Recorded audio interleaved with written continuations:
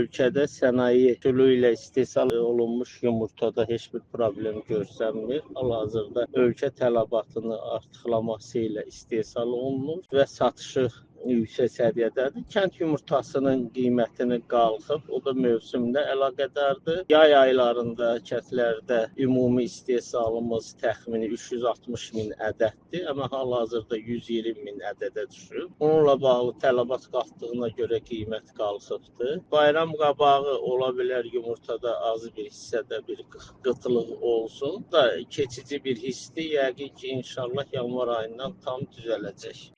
Bununla bağlı onu deyə bilərəm ki, qonşu dövlətlərin hamısında sənaye üsulu ilə istehsal olunmuş süfrə yumurtasının qiyməti bəzən bizdən 7, 8, 10 qəpik bahadır. Hətta Avropa ölkələrində hal-hazırda 40-42 qəpiyə, İranda 24 qəpiyə, Gürcüstan 25 qəpiyə, Türkiyədə 27 qəpik, bir ədəd yumurtanın qiyməti, Rusiyada 23 qəpik, bizdə hal-hazırda 16-19 qəpik arasında qiymət dəyişir. Bahalaşma bizdə yoxdur bu dəqiqə hal-hazırda.